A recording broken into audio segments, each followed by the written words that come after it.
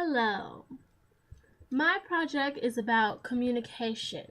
Communication is basically the number one fundamental part of the world, I believe.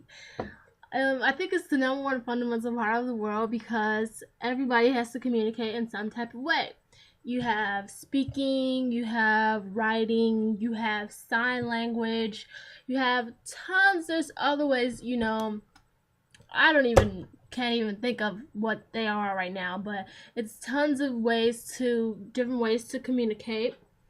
Um and then there's also things that actually mess up your communication. Some things that mess up your communication is such as noise, like physical noise. Physical noise could be like I'm talking to you, but I can't get my thoughts together because I hear it tapping in the background. That's something like physical noise.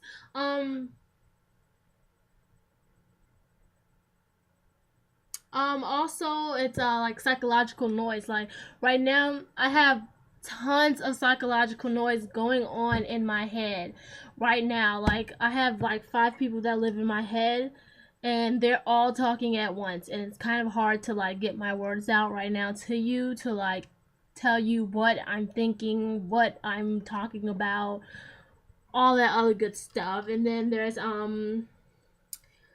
like physiological noise, which I don't think I have any physiological noise. That's something like hearing problem. If I was to have a hearing aid, that can mess up my ability to communicate about how I hear you. And even some people like to hear their own voices. Like me myself, I like to hear my own voice, and that's why I talk a lot.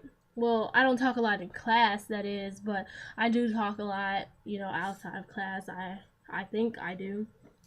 And then there's somatic noise, which is like, let me see, what can I use for example? Somatic noise could be something like umbrella. Like, you can use the word umbrellas, like, okay, the word's umbrellas. You can use umbrellas in different type of ways. You could say an umbrella like outside that covers the rain or whatever weather, whatever, that kind of umbrella. And then you can also say like it umbrellas a whole bunch of different things to happen, like it gives rise to something to happen. That's another way that you can use umbrellas. And I had an example of this is I had recently wrote a research paper, and it was about nuclear power plants. And I forgot the line that I said, but I said so and so umbrellas, so and so and so. And basically the person that was editing my paper had came to me and they said, what is this you're talking about umbrellas? You like, is this a typo or whatever? I'm like, no, I meant to say that you can say umbrellas in different type of ways. You can use it in different type of ways, and they just learned from me that you could do that. So I feel good to myself, pat myself on the back, because I helped out somebody to learn a new way to use the word umbrellas.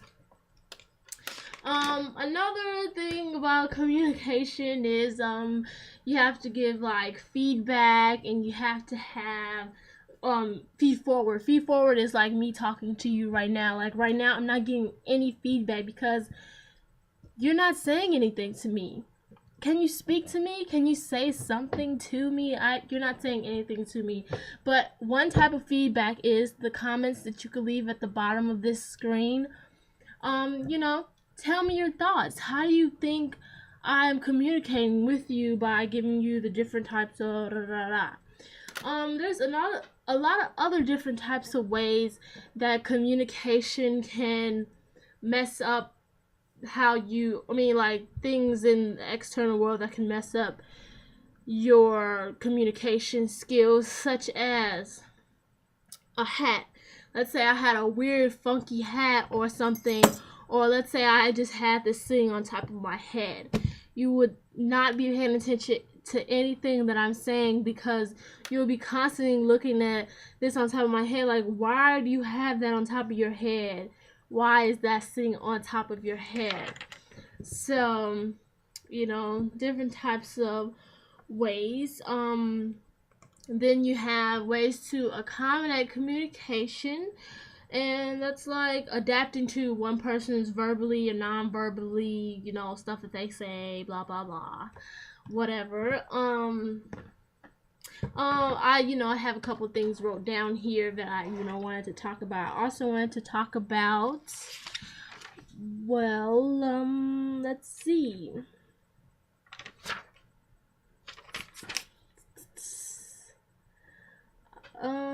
Since this is interpersonal communication, I could talk about how it's a qualitative nature. I can't pronounce the word, but I know I wrote it down. And it's uniqueness of interpersonal communication. Each relationship is unique and different than others. So if I'm talking to my mother, I would make sure I don't use any curse words or, say something that I think would offend her.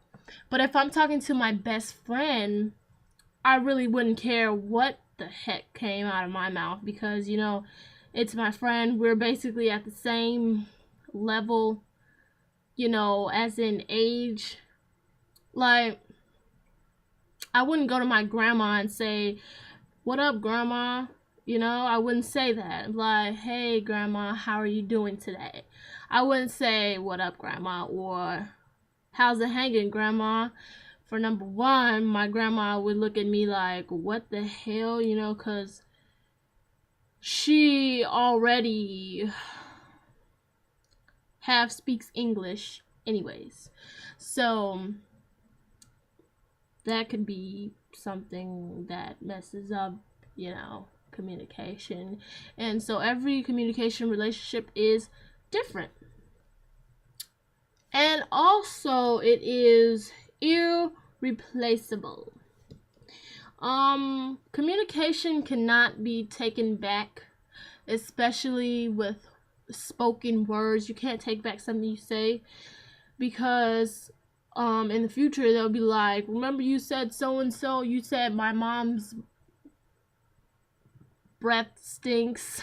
And then you're like, "What? I never said that." "Yes, you did. I have it on record." "Your mom's breath stinks." "What?" You can't take it back because you said it, and I have the proof in the pudding that I have the evidence that you said my mom's breath stinks.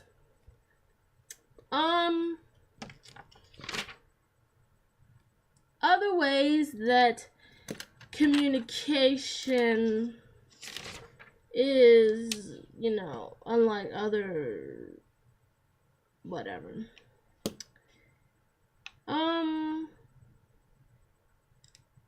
Lies of commission, which means stating something that is untrue. Like if I said, "I have blonde hair," my hair is clearly not blonde. That you would know that's a lie of commission.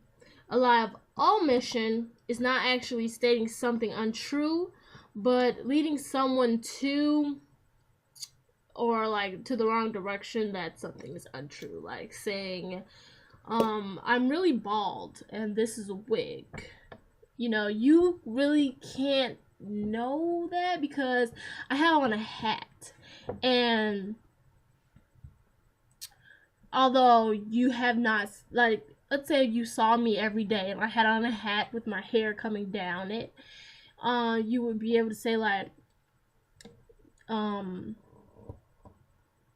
maybe you are, like, you're starting to believe like maybe she is bald and that's a hat wig, because they do have wigs that hairs that is attached to hats, and you wear it like it's your regular hair and nobody knows because it's a cap.